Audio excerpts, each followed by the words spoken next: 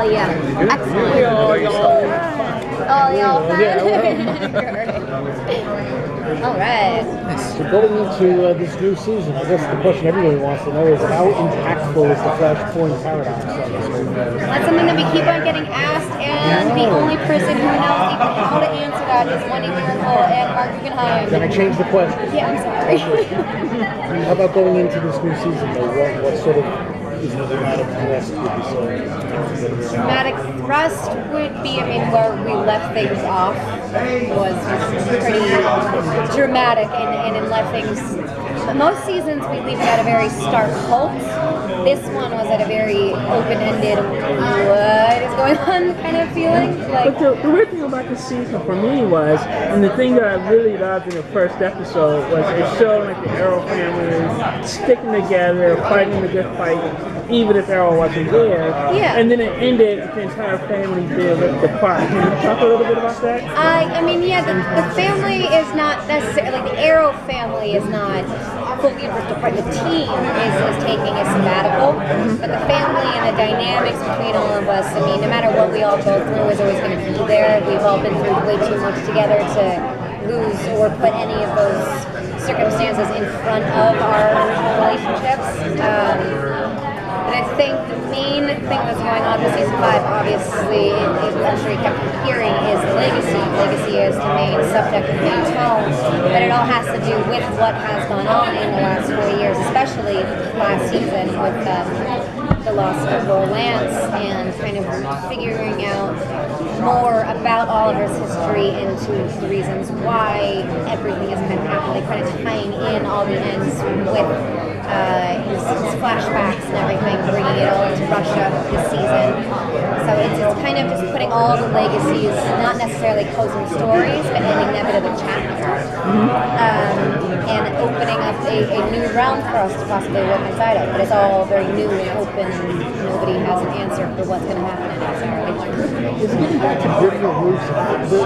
The rumblings were that the show is going to try to go back a little more to its season 1 and 2. Yeah, I would definitely have to agree with that. Season 4 was, and season 3 definitely were more on a lighter tone, just because, the main protagonist all of a sudden had a love interest, and things were always, even though they went bad for a period of time, they were always on a very big upscale, which is a very rare thing for a dark show to have a actually successful working love relationship in it.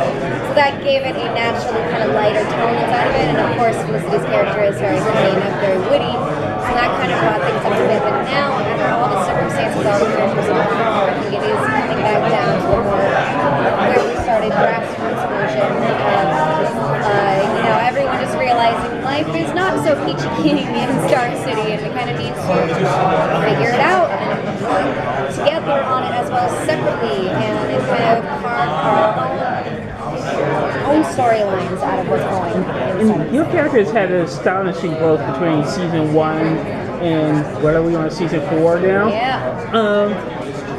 Where can she possibly go for season 4? Maybe a love interest, I guess. Well, there's definitely been rumors that Colton Haynes is coming back for season 5, and I'm going to knock on his table depending it's wood. It's really true. Yes, that would be the greatest thing to me in the world. Not only for the show or the characters, the fans, but just me in general. Having Colton back in my life would be fantastic. But for Thea, I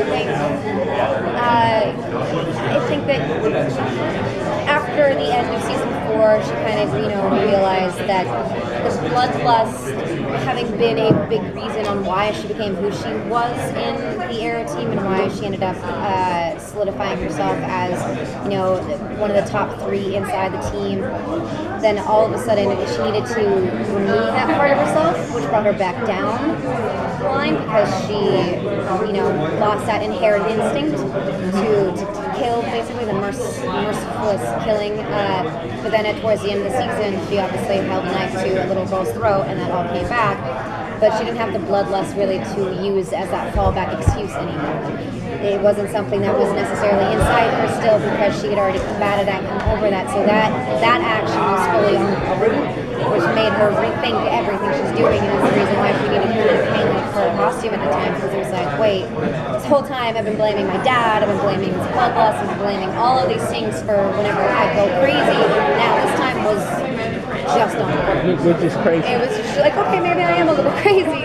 Maybe I need to take my step back and reel it down a little bit. So this season, I think she's far more trying to find a place that she feels comfortable in, away from anything that would bring her to, someplace with a sword in her hand or an arrow at some little child's neck. So she's kind of trying to avoid those situations.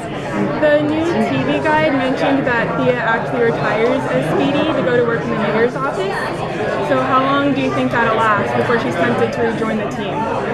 It's a very good question. I keep on actually asking the producers when I'm going to get to put my costume on again.